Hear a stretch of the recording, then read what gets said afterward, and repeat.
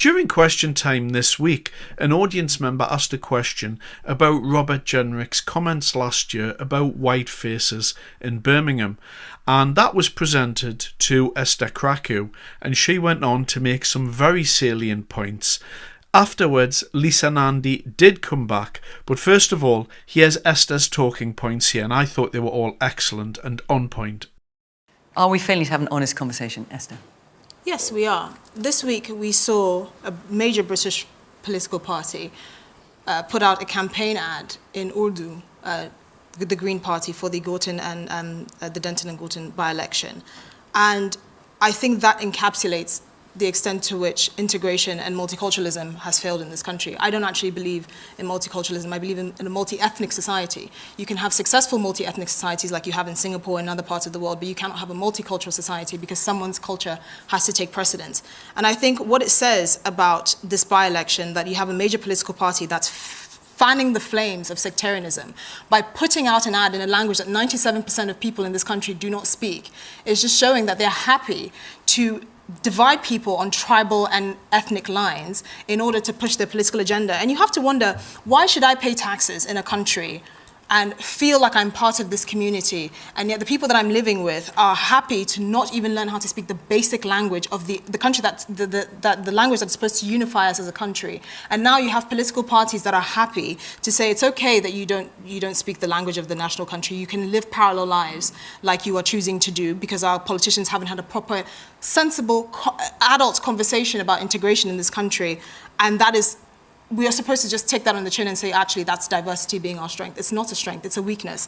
And this is not a right-wing talking point. In Denmark, for example, they've implemented anti-ghetto policy since 2018, which restricts funding for social housing where populations in certain areas are over 40% non-Western.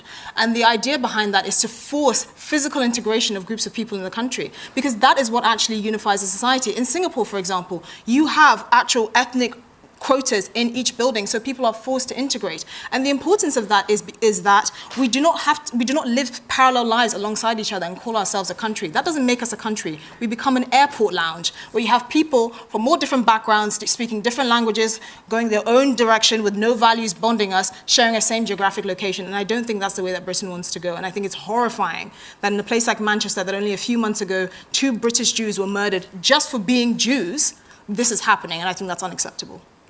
So,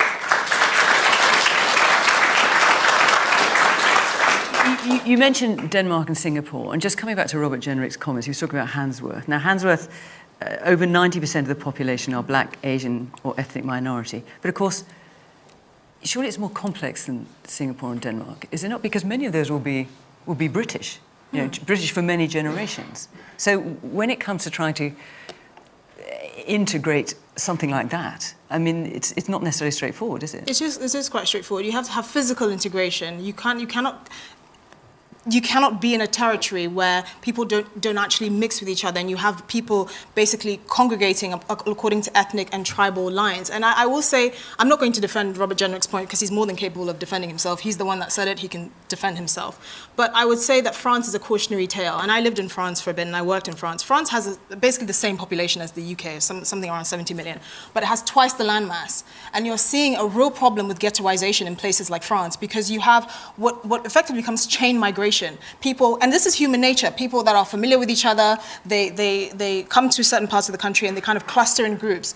They all speak similar languages, have similar culture, similar religion. And what that ends up happening is you have these mini clans within different parts of the country that do not integrate, that do not feel a sense of identity. If this country was at war, do you think that people that do not even bother to learn the language of the country will be fighting for me and you? How is that a country? It's completely obscene.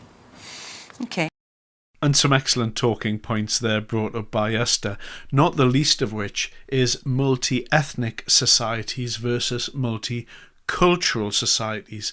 Now, it's very easy to confuse the two, but in essence, a multi-ethnic society is about people from many different ethnic and racial groups living in the same society. It's an emphasis on ethnic and racial diversity, and this leads to what you may call a more civic approach to nationalism, a shared sense of identity, and that's the meaning behind what Esther was trying to get a hold of there. Whereas we all know about multiculturalism, there's no overriding culture, everyone just pops in together and everything's going to work out fine, but of course everything isn't working out fine.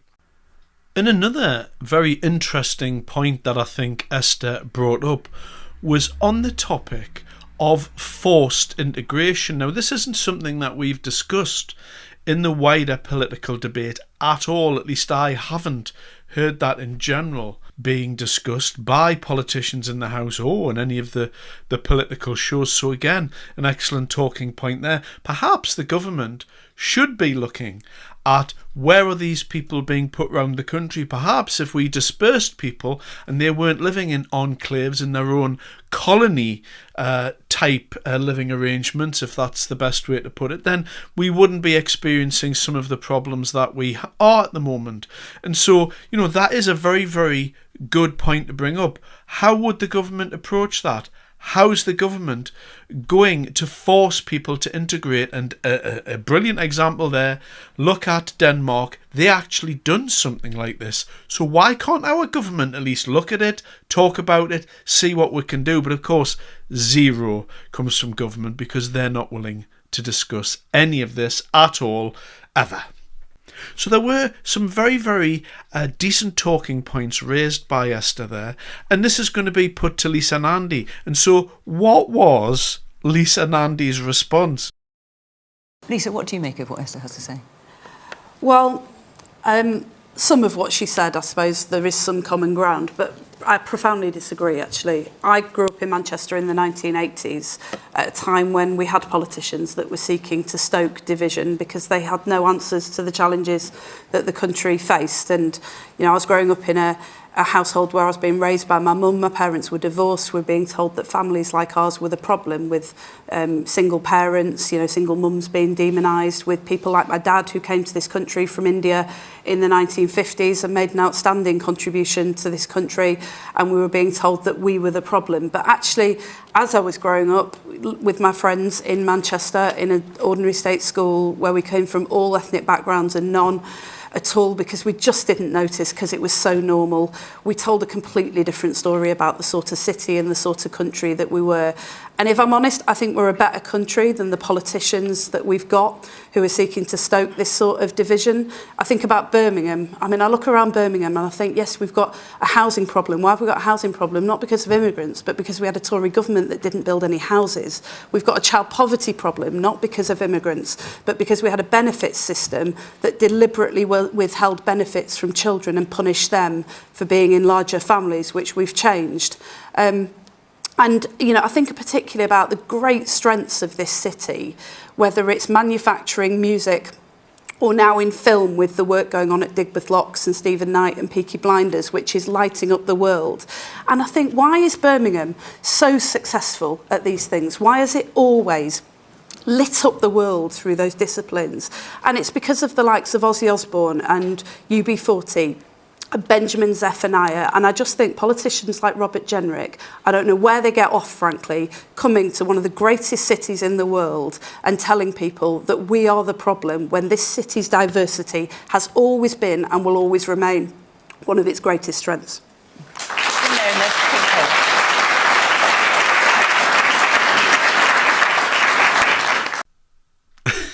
Peaky bloody blinders!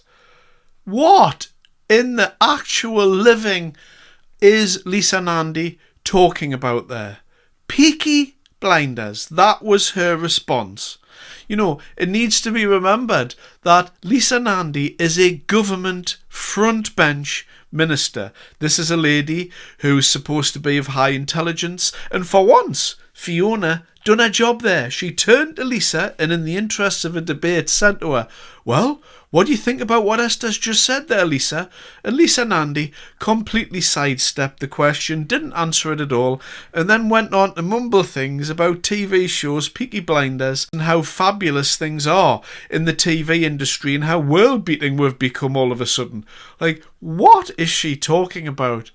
And you know, particularly in light of what we're seeing happening in Gorton, when you look at the mess, the democratic mess that was created there and everything happening around the country. And you know, when you also bear in mind that question time is supposed to be intelligent debate. You've got a panelist there made up of government ministers, you know, intelligent journalists. You've got the audience, and they are politically minded people, so they bring their own level of political intelligence. And this is supposed to be an intellectual show where points are actually discussed in a sensible way. And you watch Lisa Nandy there, and is it any wonder at all that we're in the position that we are when our so-called front bench ministers are presented with a very, very clever set of arguments relating to how can we integrate these people and prevent some of the problems? And what does Lisa Nandy come back with? Her answer is Peaky Blinders. And as much as, you know, I liked the show when I watched it, fair enough, what has that got to do with anything whatsoever? And, you know, ridiculous as being kind to that word salad that come out of Lisa Nandy's mouth there. But the reason it did is because she doesn't have an answer, because the answer itself is heresy. The words are heretical to people on the left and the Labour Party, and that's why we're in the mess that we're in, I'm afraid, because of politicians like Lisa Nandy. She had every opportunity to say, you know what, Esther, fair points there. Why don't we have a discussion here about forced integration and blah, blah, blah. But no. What we got was Peaky Blinders.